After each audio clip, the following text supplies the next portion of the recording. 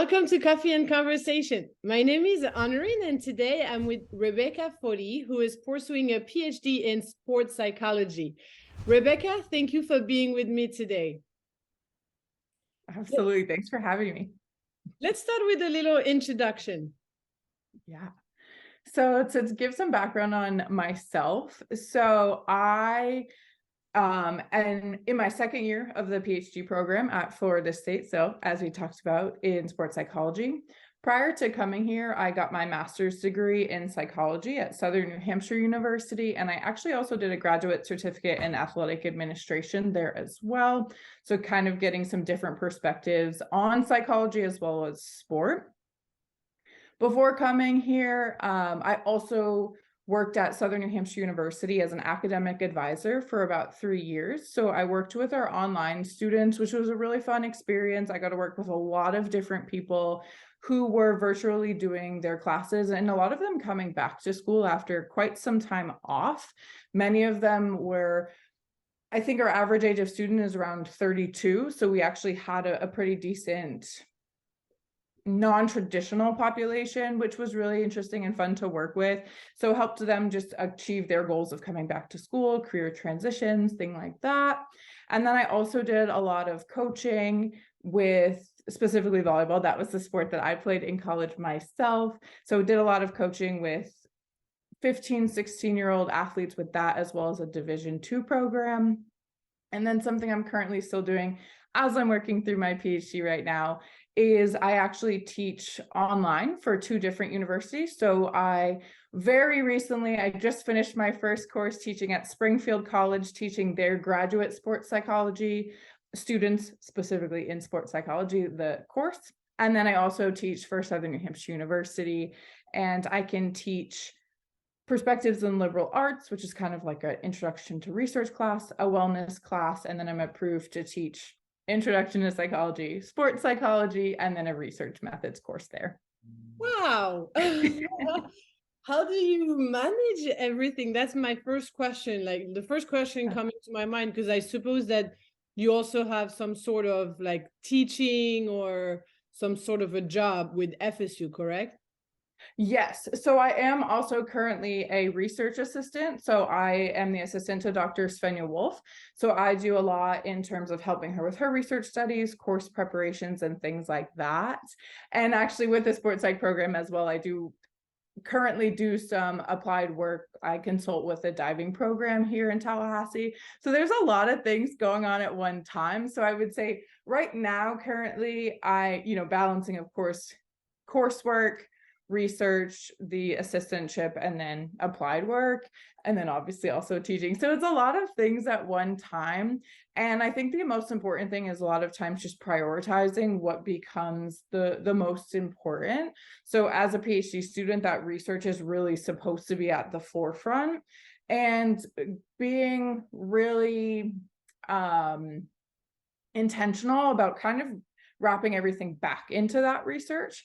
So for example, I study interpersonal emotion regulation. So essentially just this idea of how others help each other regulate their emotions while they're playing. And then I'm just really intentional about when I'm taking classes, am I taking classes that are going to help me with the skill set I need to either know this content or this area, the research methods that I need to ask questions or study that. And then kind of always just trying to see how I can bring things back. So even trying to be more intentional as well about when I'm offered adjunct teaching positions that I can do online, which are super flexible. Are there content areas that are helping me pursue what I'm doing and kind of extending that research a little bit? But yeah, so a lot of prioritization. So let's talk more about your research. So you said that you study emotions and how to regulate emotions. Tell me more about that and what are your methods of research? Although I know that you're at the beginning of the program, so things might shift, but where are you right now? Yeah, absolutely. So I'm actually in my second research study already through the program. So my first year in the program, same topic about interpersonal emotion regulation. So same idea of how do emotions get changed or adapted by our partners when we're playing. So the first year in the program, what I actually did is I used doubles athletes. So like tennis, beach volleyball, pickleball, racquetball, anybody that was playing with just one other partner.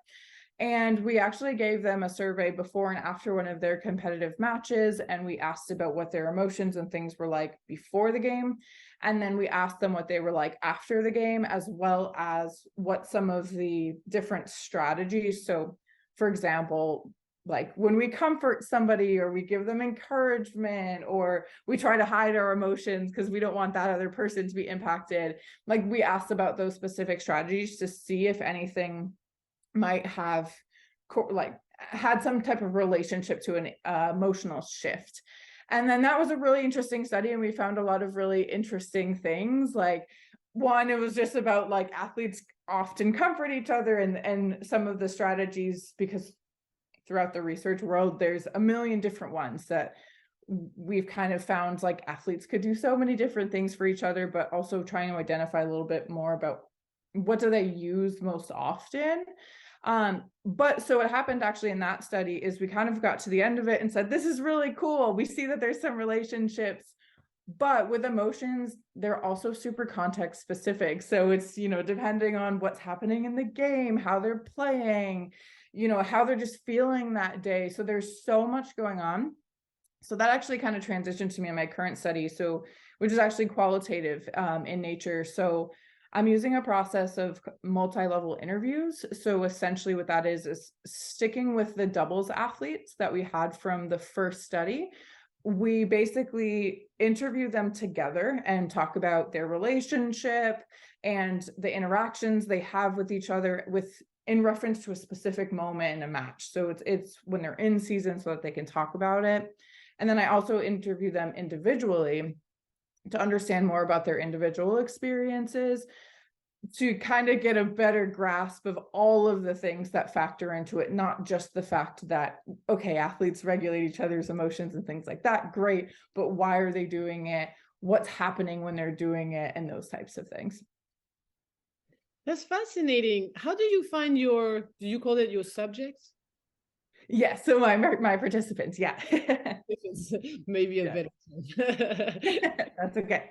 Yeah, so kind of a couple different ways, but I found that oftentimes the easiest is through personal connections. And that's one of the great things I think about being at Florida State is we have so many people that have connections with so many different individuals through the sport world. So for example, a lot of them I was able to get because we have somebody that's the consultant or doing applied work with that team that can go to the coach and say, hey, I have some, you know, a friend that's doing this study. Do you mind sharing this with your athletes? And then they're like, yeah, sure, of course, because they kind of know us a little bit more.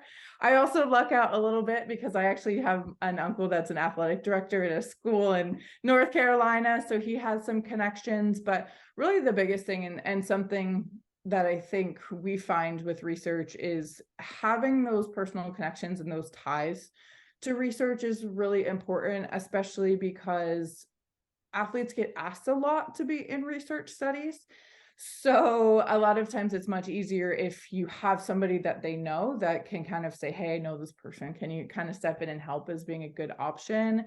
But the other thing is like the NCAA has a directory of sports and so you can say, okay, I just want to see tennis programs, and it'll filter down to these are all the schools that have tennis programs.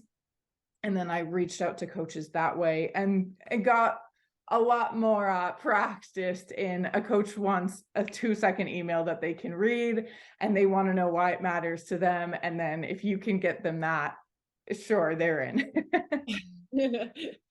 And so your study is not only about FSU or the Tallahassee community, it's national. Yes. So I would say, so for the current one that I'm running right now, because I meet with them when they do the interview together, I meet with them in person. So it's more of a natural conversation for them. These athletes are all local, but from the first study, they were honestly very limited in the ones that were actually from the local community, which was really interesting.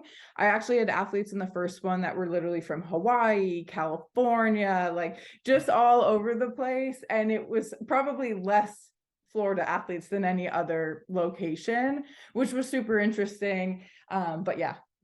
And in your spare time, if you have any, I hope you do. What do you like to do? Yeah, so it's really funny because I wouldn't technically say I'm an artist, I guess, but I do actually have a bachelor's degree in art therapy, and art has always been something that I love. And when I have the time, which I do get every now and then, sometimes some weeks are better than others, but I always try to do things that are creative. So some of the things is just either drawing or painting, and of course I have all that stuff here. And sometimes it's simple down to things like doing my nails in a certain way, or doing things where I'm being creative is what I always find really enjoyable, and just kind of a different opportunity. And of course, in addition to hanging out with friends, because that's another thing. Our program is really close. A lot of us, I would say probably at least once a week, the group of us are getting together and doing something, whether that's, we've recently picked up pickleball. So we'll get together on a Thursday and go play pickleball in town, or we'll do something on the weekend where we get together for a game night. So what do you see for your future? Yeah, so for me, something that I always come back to is when people are like, what do you want to do? It always comes back to my why. And for me, the thing that I find the most motivating is I just like to learn, and I like to have new knowledge and information. But for me, I'm always like, well, what good is the knowledge if I'm the only one that has it? So that's kind of always been how I've ended up in teaching roles and coaching and advising and things like that. So that's actually something I want to continue to pursue. So my goal would be to work as a faculty member. And particularly in our field, we tend to have faculty members that either are more research-based and they teach a lot of like theories and conceptual content. And then we have professors that tend to be more on like supervising applied work and still teaching some of those concepts, but more hands-on in the applied realm. That's more where I would want to be. So still teaching concepts, teaching courses, but also helping other athletes that are working to try to be in the field and actually hands-on working with athletes and supervising them. Well, thank you so much for your time. It was a lovely interview, and it's good to know more about a field that, I mean, I would say like, oh, I know what sports psychology is by the name of it, but it's actually much different than what I expected. So that's great to know more about it. Absolutely. Thank you so much for having me. I appreciate it.